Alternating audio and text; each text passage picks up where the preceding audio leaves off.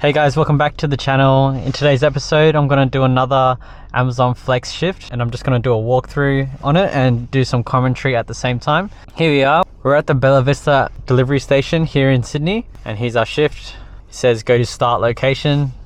Click on that, start travel. I'm already here just outside the depot. It says here arrive at the station between 3:15 and 3:35. So basically, as long as you click I've parked by 3:35, you'll be able to check in. Now we go click scan arrival code, and we're ready to start driving in. I'll quickly explain how I load up my car. This is going to be pretty easy because I actually picked up a 3.5 hour trolley when I was registered for a 4-hour shift. That was pretty lucky. Well, basically at the front I have my little basket here, and I'm gonna put all our envelopes in this basket. I don't just chuck the envelopes in, they're actually all numbered. So here, this one's 444, and then these yellow tags here 422, and I basically number them from lowest number starting on the back side, and then to the front is the highest number. The reason I do this is because you'll deliver the highest number first and then the lowest number at the bottom. So as I deliver, it's gonna be easy for me to just pick up the envelope and just go deliver straight away. And also having all the stickers face upwards to the high side makes it easy just to look at it. But yeah, that makes it real easy. So for loading up the boot, I put my seats down just so I don't stack things on top of each other. Usually there's only 2 parcels on top of each other. If you like keep your seats up and stack them all up, it's just harder to grab out. But basically what I do is I do all my small boxes on my left corner here, and then I also do medium boxes over here, and then the larger boxes are at the back. I don't really have many medium boxes, so like this will be a medium box, so you just do what works for you. I put this here because it's fragile and heavy, so I didn't want it to be moving around too much. But yeah, generally you like to keep your size of boxes all grouped in the same area.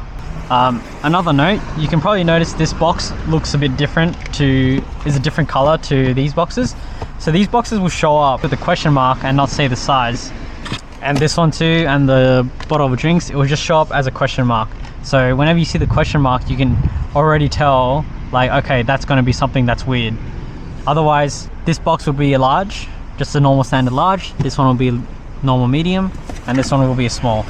If you can't see through your rearview mirror because your boxes are blocking the way, you can just leave it on the trolley and then they'll take care of the rest. Now, so back to the app, you'll start off here at the next stop, and I'll say start travel. So you just need to go back, you go to map, and you can zoom in. And first thing I like to do is look for any blue numbers basically. So instead of black, they're blue. And what that means is, for example, if this number 9 was blue, that normally means it has a time limit on it. So you have to deliver it within a certain time, and generally it's always businesses that want their packages delivered from like 9 to 5, because 5 is their close of business time. So you just want to make sure you look at it, and depending on what time you're delivering, say for example I'm doing a 3:30 shift, you got to find out, kind of guesstimate if you're going to be able to deliver it on time. If it's like your last package, say it's my package 29, like that's my last package, like I won't make it in time if I start at package 2. So what I'll do is I'll go straight to 29 instead and deliver that first, and then go back and deliver number 2. So it's always good to just look at it first and just kind of know what you're getting into pretty much. We got 2, then next to it is 3, 4, 5, 6, 7, 8, 9, 10, 11, 12. Kind of see it goes in a line. So what I'll do, I got no blues here, no time limited parcels. So I'll just start with number 2. I can go preview route and start travel. But yeah, so what I'll do now is I'll head over, start driving to Pymble, and I'll see you guys on that first delivery. So we're coming up to our first stop. We're here in Pymble, which is one of the northwest suburbs of Sydney. One thing I like to do once I get onto the street that I need to go on, I'll just have a quick glance at the phone and just look at the street number of the address. Easy. So I've scanned both packages already now. Hey, how's it going? Yeah. No, it's all good. Okay, thanks very much. Alright, no worries, have a nice day. Alright, so I've just delivered that. So when you go deliver it, and if it doesn't require a signature, it gives you options. So I'll pick the person or a household member, continue, and then it just says a warning, must be present to complete the delivery. Okay, start to finish, and I'll go to our next one. So I just made a delivery, but I forgot to click swipe to finish. And basically what happens is the addresses have a small circle around them. If you go out of it, you can't confirm the delivery. So it's pretty precise with this location. And here you can see I delivered to number 15, which is there, and now there's a circle around it. And as I crossed the road, I was out of that circle, so I couldn't confirm the delivery. But now I'm in the circle and it's green, I can press continue. So just make sure you always finish and confirm the delivery before you head back to your car, especially if you've had to walk a while. Jeez, so much traffic. Let's keep on going. One thing I've been lucky with so far is that every house I've delivered to has an undercover area.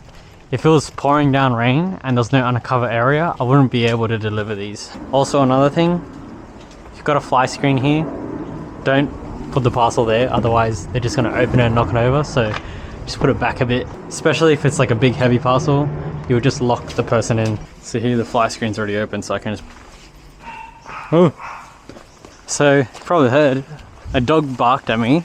There's actually a way to report a dog on the route. So, you go question mark, report dog on your route, and then it was on 15. So number 15, yeah, there's a dog here. You can submit.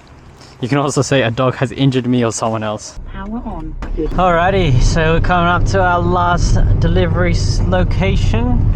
Number 17. Here we go. It's currently 5:40 at the moment. Oh, I missed it. Bro, damn. So we can go around? No, I can't. What a stitch up. Oh, there's so much traffic. Park it up here. Yes, sweet. Oh, this one. It's a bit heavy.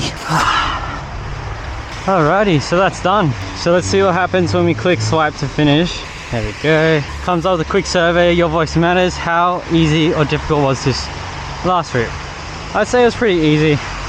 I mean, it's 5:40, started at 3:30, so I pretty much did it in 2 hours. For a 3.5 hour shift, finishing 1.5 hours early. So that's pretty much $144 for 2 hours of work. Not bad. So that was a Amazon Flex shift at Pymble in Sydney. So I hope you guys enjoyed the video. Hopefully you learned something new about Amazon Flex. If you liked the video, make sure you like and subscribe if you want to see more. So thanks for watching, guys. Have a good day. Peace out.